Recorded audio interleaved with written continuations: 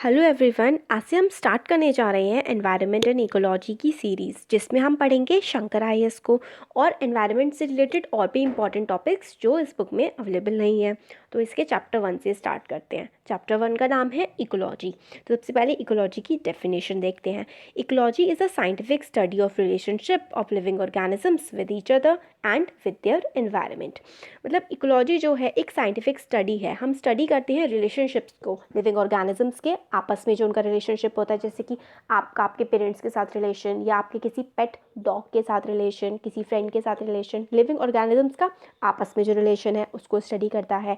और living organisms का अपने एनवायरनमेंट के साथ क्या रिलेशन है। हमारे एनवायरनमेंट में क्या क्या आता है। हमारे एनवायरनमेंट में प्लांट्स भी आते हैं, हमारे रूम में रखा हुआ टेबल आता है, हमारी बुक, हमारा पेन, ये सारी की सारी चीज़ें जो मिलके एक एनवायरनमेंट को कॉन्स्टिट्यूट करती हैं। तो हमारा रिलेशन हमारे एनवायरनमेंट के साथ और हमारे दूसरे जो लिविंग ऑर्गेनिजम्स हैं उनके साथ जो रिलेशन होता है वो होता है इकोलॉजी। तो हिस्ट्री ऑफ इकोलॉजी क्या है। अगर हम अपनी कंट्री से रिलेशन में देखें तो वेदास में, संहितास में, अरण्यकास और उपनिषद, इन सब में हमें इकोलॉजी के बारे में बताया गया है। वेदास में स्पेशली क्या मेंशन किया गया है, ह्यूमन का जो रिलेशन है वो नेचर के साथ कैसा है। अरण्यक जो है वो फॉरेस्ट से रिलेटेड है, कि फॉरेस्ट में लोग जो लिखा करते थे। उपनिषद में भी एक रिलेशन, ह्यूमन बींग्स का आपस में जो रिलेशन होता है या फिर अपने एनवायरनमेंट से जो रिलेशन होता है, वो सारी की सारी बुक्स में हम लोग को बताया गया है हमारी हिस्ट्री से ही। जैसे कि चरक संहिता थी जो थी मेडिसिन के बारे में। सुश्रुत संहिता थी, सर्जिकल टेक्स्ट था एक, कि सर्जरी आप कैसे कर सकते हैं, उससे रिलेटेड था सुश्रुत संहिता। और तो ये हमें बताता है कि हमारे जो अंडरस्टैंडिंग होती है प्लांट से और एनिमल्स से, जो ह्यूमन की अंडरस्टैंडिंग है, इनके बारे में जो ह्यूमन समझता है, वो एक इकोलॉजी ही होती है। ये हमारे एंशिएंट टेक्स्ट में भी बताया गया है। एनवायरनमेंट क्या होता है। एनवायरनमेंट जैसे कि मैंने बताया कि जो भी चीज़ें हमारे आसपास हैं, हमारा कुछ भी जो भी चीज़ें हमारे आसपास है, टेबल, चेयर, बुक, हर चीज़, वो हमारा एनवायरनमेंट कंस्टिट्यूट करती है। तो इसकी डेफिनेशन क्या है, sum total of living and non living components. मतलब लिविंग जैसे हम जीते जागते हैं, नॉन लिविंग जो चीज़ें होती हैं जो जिसमें कोई जान नहीं होती, जैसे बुक, हमारे बॉक्स या कोई भी चीज़। बायोटिक जिसमें लाइफ है, ए बायोटिक जिसमें लाइफ नहीं है। ये सब आपस में मिलके एनवायरनमेंट को कॉन्स्टिट्यूट करते हैं, एनवायरनमेंट बनाते हैं। तो एनवायरनमेंट के कंपोनेंट्स क्या हो गए, दो कंपोनेंट्स हो गए। एक हो गया एबायोटिक कंपोनेंट और एक होता है बायोटिक कंपोनेंट। बायोटिक कंपोनेंट में मैन, एनिमल्स, बाकी सारे छोटे पैरासाइट्स जो होते हैं, कीड़े मकोड़े आते हैं, ग्रीन प्लांट्स आते हैं। एबायोटिक में क्या आता है, एबायोटिक में तो बहुत कुछ आ सकता है, जैसे कि जो हमारी मिट्टी है वो भी एबायोटिक है, वाटर भी एबायोटिक है। एनर्जी जो हम काम करने के लिए यूज़ करते हैं, कई टाइप की एनर्जी होती है, पोटेंशियल होती है, काइनेटिक होती है, कई तरीके की। टेम्परेचर, जो गर्मी हो रही है, सर्दी हो रही है, ये सारे के सारे एबायोटिक कंपोनेंट्स होते हैं किसके, एनवायरनमेंट के। अब जो है हम लोग अगर एक लेवल देखें कि ऑर्गेनिजम्स का लेवल क्या होता है इकोलॉजी में, तो सबसे पहले इकोलॉजी किससे स्टार्ट होती है, एक इंडिविजुअल से, मतलब हम और आपसे। सबसे पहले कोई एक होगा, ठीक है, वो इंडिविजुअल होगा जिससे जो बेसिक लेवल है इकोलॉजी का, जिसके पास एबिलिटी होगी कि वो अकेले इंडिपेंडेंटली एक्ट कर सकता है। जैसे कि प्लांट कर सकते हैं, ग्रो कर सकते हैं, एनिमल्स होते हैं, बैक्टीरिया, फंजाई, ये सब इंडिविजुअल होते हैं। बहुत सारे इंडिविजुअल से मिलके क्या बनती है, एक पॉपुलेशन बनती है। तो पॉपुलेशन क्या होती है, ग्रुप ऑफ इंडिविजुअल्स। और इसके लिए मेन फैक्टर्स क्या होता है पॉपुलेशन को बढ़ने का, बर्थ, पैदा होना बच्चे का या एनिमल्स का बढ़ना। इमिग्रेशन मतलब आप कहीं रहते हैं, आप किसी जगह से किसी दूसरी जगह पर चले जाएं, इमिग्रेट हो जाए। जैसे आप मान लीजिए आपका कोई नेटिव विलेज है, वहाँ से दिल्ली शिफ्ट हो गए, तो आप दिल्ली इमिग्रेट हो गए, तो दिल्ली की पॉपुलेशन बढ़ेगी, तो ये भी पॉपुलेशन इंक्रीज़ का कारण है। एक पॉपुलेशन डिक्रीज़ का क्या कारण हो सकता है, जैसे कि पॉपुलेशन इंक्रीज़ का बर्थ था, बच्चा पैदा हुआ तो पॉपुलेशन इंक्रीज़ हुई, किसी की डेथ हो गई तो पॉपुलेशन डिक्रीज़ हो गई। एमिग्रेशन का मतलब होता है कि आप जहाँ पर पहुँचे वहाँ तो आप इमिग्रेट हुए, मतलब आप जिस अपने नेटिव विलेज से, सिटी से, टाउन से जा रहे हैं, तो वो आपका एमिग्रेशन होता है। जो आप दिल्ली की तरफ जा रहे हैं तो वो एमिग्रेशन हुआ। इससे क्या होता है, आपके उस एरिया की पॉपुलेशन डिक्रीज़ हो रही है। तो सेकंड लेवल क्या हुआ, सेकंड लेवल हो गया हमारा पॉपुलेशन। पहला है हमारा इंडिविजुअल और दूसरा है पॉपुलेशन। अब पॉपुलेशन के बाद थर्ड लेवल जो आता है हमारा इकोलॉजी का, वो होता है कम्युनिटी।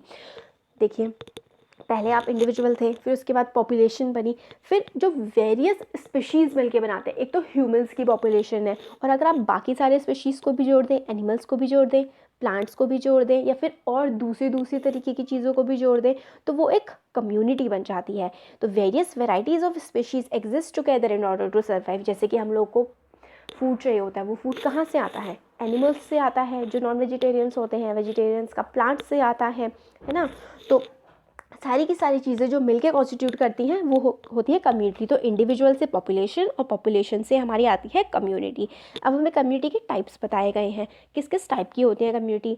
एक होता है मेजर टाइप और एक होता है माइनर टाइप। मेजर टाइप जो होता है कम्युनिटी का, वो सिर्फ और सिर्फ डिपेंड करता है सन की एनर्जी पर और बाकी दूसरी चीज़ों से इंडिपेंडेंट होता है। जैसे कि tropical evergreen forest, tropical evergreen forest को बाकी एक्सटर्नल चीज़ों से कोई मतलब नहीं है, उसको सनलाइट की ज़रूरत है।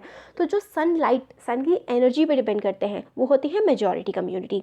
माइनॉरिटी कम्युनिटी होती है जो दूसरी नेबरिंग कम्युनिटी पे डिपेंड करती है, जैसे कि लाइकन ऑन काउ डंग, या फिर कोई भी चीज़। जैसे कि हम लोग हैं, हम लोग भी तो किसी दूसरी चीज़ पे डिपेंड कर रहे हैं ना अपने न्यूट्रिशन के लिए, प्लांट्स पे या फिर एनिमल्स पे, तो वो होती है माइनॉरिटी कम्युनिटी। अब फिर से आती है इकोसिस्टम की डेफिनेशन। जैसे हमने इकोलॉजी की डेफिनेशन पढ़ी थी, इकोलॉजी में क्या था कि लिविंग बींग्स का रिलेशनशिप दूसरे लिविंग बींग से या फिर अपनी सराउंडिंग एनवायरनमेंट से, तो वो क्या था, वो थी इकोलॉजी। अब इकोसिस्टम क्या है? इसमें है relationship of living organisms with its surroundings. It includes plants, trees, animals, fish, soil. तो इकोलॉजी क्या थी? इकोलॉजी एक साइंटिफिक स्टडी थी। इकोलॉजी में हम इन सब के रिलेशनशिप को स्टडी कर रहे हैं कि इन सब का रिलेशनशिप क्या है, इससे क्या रिजल्ट निकल के आता है ना। वो एक स्टडी है, उस रिलेशनशिप की स्टडी को बताती है इकोलॉजी। और इकोसिस्टम जो है वो लिविंग ऑर्गेनिजम्स के रिलेशनशिप को बताता है अपनी सराउंडिंग से। जैसे कि सब कुछ इंक्लूड होता है, जैसे इकोलॉजी में सब कुछ इंक्लूडेड था, वो एक मगर साइंटिफिक स्टडी थी। इकोसिस्टम क्या है? इकोसिस्टम हमारा दूसरी ऑर्गेनिज्म से हमारा जो रिलेशनशिप है वो क्या है। अब कंपोनेंट्स क्या हैं इकोसिस्टम के? एबायोटिक कंपोनेंट्स हैं और बायोटिक कंपोनेंट्स हैं। जैसे इसमें हम लोगों ने पढ़ा था, जैसे कि एनवायरनमेंट के कंपोनेंट, इसी तरीके से इकोसिस्टम के कंपोनेंट होते हैं एबायोटिक और biotic. Abiotic soil, water, air, earthquake, floods, मतलब अर्थक्वेक, फ्लड, ये सारी की सारी चीज़ें एबायोटिक कंपोनेंट्स में आती हैं। बायोटिक में क्या क्या आता है? सारी लिविंग ऑर्गेनिजम्स आते हैं। तो इसमें हम लोगों को आगे और अच्छे से डिफाइन करके बताया गया है कि क्या होता है। सबसे पहले हमारा खाना कहाँ से आता है? प्राइमरी प्रोड्यूसर्स जो होते हैं, ऑटोट्रॉप्स, जो अपना खाना खुद बनाते हैं, उनसे आता है। ग्रीन प्लांट्स से, ग्रीन प्लांट्स अपना खाना खुद बनाते हैं सन की एनर्जी की हेल्प से। और कुछ बैक्टीरियाज और एल्गी, जैसे ब्लू ग्रीन एल्गी होते हैं, वो भी अपना खाना खुद बनाते हैं।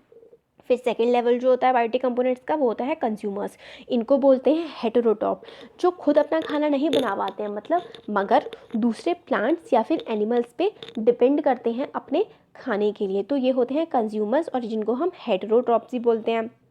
अब देखिए, कंज्यूमर्स दो टाइप के हो सकते हैं। एक होते हैं माइक्रो कंज्यूमर्स और एक होते हैं हमारे माइक्रो कंज्यूमर्स। कौन से होते हैं? माइक्रो कंज्यूमर्स होते हैं हमारे हर्बीवोर्स होते हैं। जैसे कि जो अपना प्राइमरी जो उनका फूड होता है वो कहाँ से आता है? वो आता है घास से, मतलब जो प्लांट्स ही खाते हैं वो होते हैं हमारे हर्बीवोर्स। फिर हमारे आते हैं कार्निवोर्स।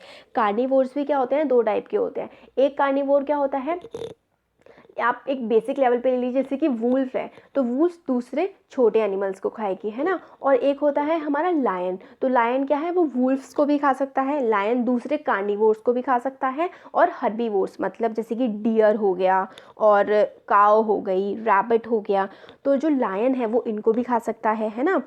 मतलब दूसरे कार्निवोर्स को भी खा सकता है लायन, और हर्बीवोर्स को भी खा सकता है। और जो वुल्फ है वो दूसरे हर्बीवोर्स को खाती है। तो कार्निवोर्स इस तरीके से होते हैं। तो जैसे कि वो सेकेंडरी कार्निवोर हो गया जो वुल्फ है, और जो लायन है वो हो गया हमारा टर्शरी। अब हमारा थर्ड लेवल जो आता है, कहते हैं हम उसको ओमनीवोर। पहला कहता है हर्बीवोर, फिर उसके बाद क्या था? कार्निवोर। हर्बीवोर जो सिर्फ और सिर्फ प्लांट्स खाते हैं, और कार्निवोर जो सिर्फ और सिर्फ एनिमल्स को खाते हैं। ओमनीवोर्स होते हैं जो बोथ प्लांट्स और एनिमल्स को खा सकते हैं, मतलब वो प्लांट्स को भी खा सकते हैं और वो एनिमल्स को भी खा सकते हैं। तो जैसे मैन है, मैन चिकन भी खाता है, बाकी दूसरे मतलब दूसरे एनिमल्स को भी खाता है, और हम लोग सब्जियां भी खाते हैं, प्लांट्स भी खाते हैं। तो मैन हो गया, डॉग हो गया, बियर हो गया, ये सारे जो होते हैं वो हर्बीवोर्स भी होते हैं और कार्निवोर्स भी होते हैं। अब इसमें हमें फिर नेक्स्ट बताया गया है कंज्यूमर्स का दूसरा लेवल। जो मैक्रो कंज्यूमर्स थे वो हमने देख लिए कि जो जानवरों को खाते हैं, और माइक्रो कंज्यूमर्स सेप्रोफाइट्स होते हैं, जैसे कि जो कीड़े वगैरह होते हैं जो डिकम्पोज करते हैं, मतलब जो हमारा बचा कुचा खाना होता है उसको डिकम्पोज करने के बाद एनर्जी लेते हैं उसमें से, वो होते हैं हमारे माइक्रो कंज्यूमर्स, जैसे बैक्टीरिया हो गया, फंजाई हो गया, जो अपना एनर्जी और न्यूट्रिशन लेते हैं डिकम्पोज करने के बाद डेड ऑर्गेनिक मैटर्स, जैसे जो प्लांट्स हैं, एनिमल्स हैं, उनकी डेथ हो जाती है, वो डिकम्पोजिशन होता है उनका ना अर्थ में, उनके डिकम्पोजिशन से जो एनर्जी लेते हैं वो हमारे माइक्रो कंज्यूमर्स होते हैं। उनमें आते हैं बैक्टीरियाज और फंजाइज, अर्थवॉर्म्स हो गया और अदर सॉइल ऑर्गेनिज्म जैसे नीमाटोड्स और आर्थ्रोपोड्स। ये डेट्रीटस फीडर्स होते हैं और हेल्प करते हैं डिकम्पोजिशन में ऑर्गेनिक मैटर्स की, इसलिए इनको हम डेट्रीवोर्स भी बोलते हैं, है ना। तो अब जो आगे वाला पार्ट है वो हम इसके जो आगे चैप्टर का पार्ट है वो नेक्स्ट वीडियो में देखेंगे। Thank you so much.